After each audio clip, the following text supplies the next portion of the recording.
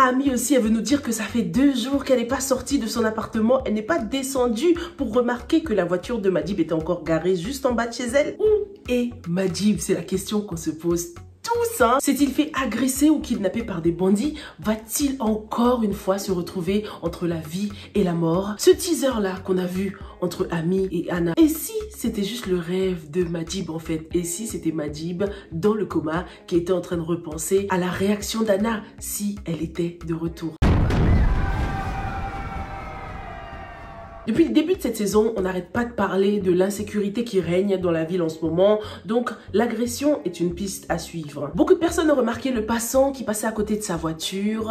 Peut-être était-ce un braqueur, hein, ou peut-être juste un citoyen sénégalais qui passait par là, qui n'a rien à voir avec la production, rien à voir avec Karma. Tu sais, lorsque vous filmez dans la rue, il y a forcément quelqu'un qui va passer. Donc, je ne pense pas que cet homme ait quelque chose à voir avec cette série. En tout cas, cette disparition est très bizarre et elle arrive surtout au mauvais moment pour ces 2 femmes et surtout pour leurs enfants. Non, parce qu'il y a une autre hypothèse dont vous m'avez fait part. Vous pensez que Madib serait peut-être derrière cet enlèvement, qu'il est en train de manigancer tout ça pour pousser ces 2 femmes à se réconcilier, quoi. Mais moi, je trouverais ça égoïste. Mais pour qui il se prend? J'espère que Madib n'a rien à voir avec ce qui se passe, hein. J'espère pour lui qu'il n'est pas en train de faire ça juste pour que ses épouses deviennent des amies, parce que ce serait extrêmement immature de sa part. Faire une peur bleue à ses femmes, à sa famille, son frère, son père qui a besoin de lui en ce moment, à ses enfants, ce serait totalement irresponsable et je le vois très mal faire ça. En plus, il ne laisserait pas sa voiture en bas de chez Ami, quoi. Donc cette hypothèse-là, je ne préfère pas la suivre. À mon avis, Madib n'a rien à voir avec tout ça. Son absence est clairement indépendante de sa volonté. Cette voiture indique qu'il est parti brusquement, hein, que c'était clairement une chose qui n'était pas du tout prévue. Mais ce qui est étonnant quand même, c'est que si c'était des braqueurs ou des agresseurs qui l'avaient emmené, ils auraient cassé la voiture. On aurait vu la voiture dans un sale état, hein. Mais visiblement elle n'a rien du tout, donc cette histoire est vraiment bizarre. Après, la famille de Madib est assez connue, donc peut-être qu'ils l'ont reconnu et qu'ils ont décidé de le kidnapper en échange d'une rançon. Et du coup je pense à Abou qui pourrait être derrière tout ça. En ce moment il doit être broke, il doit forcément chercher un moyen de se faire de l'argent, quoi. Autre hypothèse, Kani. Kani et Shérif même. Certains d'entre vous pensent que c'est Kani et Shérif qui sont derrière tout ça. Parce que c'est des petits bandits aussi, hein. En plus, c'était quoi cette réaction de Shérif qui demandait à Kani de faire comme il le dit? Est-ce qu'il parlait d'un plan qu'ils ont manigancé? Ou était-ce juste un moyen de la calmer? Genre, non, calme-toi, fais ce que je dis, ne va pas chez Ami, écoute-moi. Comment interprétez-vous les paroles de Shérif? Beaucoup de personnes pensent que Kani est amoureuse de Madib et c'est pour ça qu'elle veut se venger de lui, quoi. Ça y est les gars, depuis un moment là on part en cacahuète, je crois depuis l'épisode 7, 8, 9 ça part dans tous les sens les gars. Perso, je pense pas du tout que Kani soit amoureuse de Madib. En plus ce serait un scénario trop simple. Ouais, amoureuse du mec de ma meilleure amie. On a déjà eu ça avec Ami. On va la voir avec Ndeye Marie et Aïcha. On va pas nous la refaire avec Malika et Kani quand même, tu vois. Madib, ça se voit qu'il s'en fout complètement de Kani. Il la respecte juste parce que c'est la meilleure amie de sa femme and that's it. En France, il nous a bien dit clairement qu'on lui a toujours demandé de se méfier d'elle. Et Kani, elle aime bien les mecs qu'elle peut manipuler et tout. C'est pas le cas de Madib. En tout cas, cette situation va bel et bien obliger Malika et Ami, le yin et le yang, à collaborer ensemble, à s'entendre, à faire une pause en ce qui concerne leur rivalité, hein. Et ça va nous faire du bien à nous aussi, hein, parce que cette histoire de polygamie, c'est pas du tout ce qu'on préfère, hein, dans cette série Karma. Pour une fois qu'on avait quelque chose d'original, il a fallu qu'ils rajoutent de la polygamie aussi, tu vois, des rivalités entre femmes là. J'aimerais beaucoup que ce soit abordé de façon plus originale quand même dans cette série. Si tu aimes la vidéo jusqu'ici, surtout n'oublie pas de me laisser un petit like, hein, ça aide l'algorithme de YouTube à suggérer ma vidéo à d'autres personnes qui sont fans, qui adorent les séries africaines comme nous. Ndeye Marie a eu une petite conversation avec Ami Léa. Le seul point positif que je retiens de toute cette conversation, c'est qu'au moins Ami aurait essayé. Pour le reste, non, c'était un gros moment de gêne. Je pensais pas que ça allait me gêner autant de voir juste Ami et Ndeye Marie, seulement les deux dans une pièce, quoi. Ah non, j'étais trop mal à l'aise. Je voulais que Ndeye Marie se barre de là vite. Et bizarrement, je l'ai comprise. Elle ne pouvait absolument pas du tout avoir cette conversation avec Ami. Ami n'était pas la bonne personne, c'est clair. Mais le truc, c'est que dans sa tête à elle, Ndeye Marie est passée à autre chose, hein. Elle lui a demandé pardon. Ndeye Marie lui a accordé son pardon. Et c'est maintenant qu'Ami se rend compte que certes, on peut pardonner, mais ne pas oublier. Forgive but not forget. Ami comprend que depuis le début, en fait, lorsqu'elle parle de Madib et tout ça, même lorsqu'elle lorsqu'elles sont en groupe, Ndeye-Marie doit forcément être gênée. Parce que pour elle, c'était rien d'extraordinaire. Hein. Elle voulait juste enfin se retrouver seule à seule avec Ndeye-Marie, parler des vraies choses, quoi, aller dans les détails. Mais non, en fait, tu peux pas. C'est impossible de parler de ça avec Ndeye-Marie. Franchement, même entre vous et moi, lorsque tu as fait du mal à quelqu'un et que la personne t'accorde ton pardon, il y a des trucs que tu évites de refaire ou de faire avec cette personne-là. Donc c'est clair qu'elles vont pas s'amuser à parler de mecs, aller en profondeur, alors qu'il y a une histoire pas très rose autour de ce thème. Donc d'un côté, Ami devrait comprendre la réaction de Ndeye-Marie, mais Ndeye-Marie aussi, du moment que tu as dit que tu pardonnais, du moment que tu fais toujours semblant d'être heureuse, faut pas s'étonner que ce genre de sujet revienne,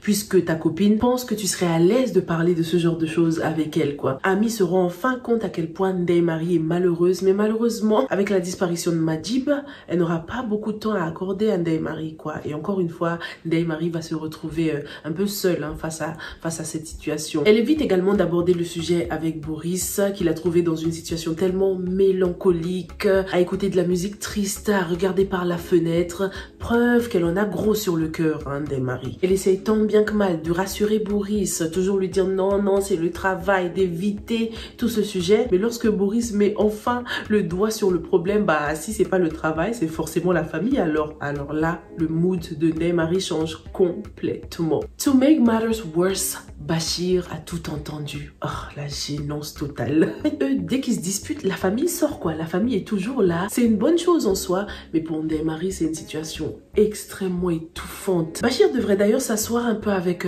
Boris pour lui parler. Qu'est-ce que vous en pensez? Donner des petits conseils de jeunes mariés, l'encourager à être patient avec la femme qu'il aime. On voit qu'il ne lâche pas, hein, Boris. Il est ouvert au dialogue, c'est lui qui va toujours la voir hein, pour qu'il puisse parler. Mais Ndeye-Marie a besoin d'air. Par contre, côté discrétion, Ndeye-Marie, zéro à la base. Que ce soit au cinéma ou là au bord de la plage, si tu veux pas qu'on te voit avec quelqu'un, sois discrète un peu. En plus, ils étaient bien au milieu du resto, tu sais. Et encore une fois, Ziggy lui sauve la mise. C'est une chance que Aïcha n'ait pas regardé les stories de Ndeye-Marie. Hein. Elle est tellement à fond sur Ziggy en ce moment qu'elle n'a même plus le temps pour Ndeye-Marie. Alors qu'avant, elle passait énormément de temps ensemble quand même. Bon, il va être temps pour Ndeye-Marie et Ziggy de se voir hein, pour qu'elle puisse lui dire merci quand même. Hein. Ça prouve qu'il lui veut du bien quand même, hein, Ziggy. Il a instinctivement essayé de la protéger, retourner Aïcha. Donc tous ceux qui avaient dit que Ziggy n'allait pas faire du chantage à Ndeye-Marie, je sais pas si vous vous en souvenez, eh bien vous aviez raison. Il n'a aucune intention de lui faire du chantage. Il est amoureux d'elle. Ndeye-Marie va-t-elle céder à la tentation Ziggy et du coup reproduire exactement ce que Ami lui a fait subir, trahir sa meilleure amie? Elle a donc eu une conversation avec sa mère. Ça m'a rassurée quand même de voir qu'il y avait au moins une ou deux personnes en qui Ndeye-Marie peut se confier, parce que dans ces situations-là, on peut parfois se sentir seule et incomprise. Mais son petit Barna à la fin là... Oh là là, ça m'a un peu attristée. Je me suis dit, ah, est-ce que Ndeye-Marie va pas aller demander le divorce à Boris tellement elle en a marre. C'était comme si elle se disait, oh de toute façon maman c'est pas grave, tu me comprends pas, d'accord c'est bon. Et qu'elle allait ensuite avoir une conversation explosive avec Boris, lui demander le divorce et tout ça, vider son sac comme personne ne semble comprendre la gravité de la situation. Maï, est-ce qu'on peut être entêté comme ça? Maï est donc arrivée à Bakel. Et beaucoup de personnes m'ont dit, ouais Sylvia, tu trouves pas que Maï manque de confiance en Lamine quand même? Mais j'ai envie de dire, dans le passé les gars, il lui a donné des raisons de douter. Lamine, ça n'a jamais été le plus mature de l'histoire, ni le plus responsable. C'est que ces derniers temps là qu'il a beaucoup changé, qu'il prend son rôle de papa et de mari vraiment à cœur. Mais ça a toujours été Maï la plus responsable, la plus réfléchie, la plus mature quoi. Donc c'est normal que lorsqu'il se passe des trucs comme ça, elle commence à douter un peu de son mari. Je pense qu'elle a eu la réaction de toute mère qui tient à son enfant. Elle a certes été un peu dure avec lui par moments, mais ça se comprend quand même. On apprend donc que 2 jours au village ne suffiront pas.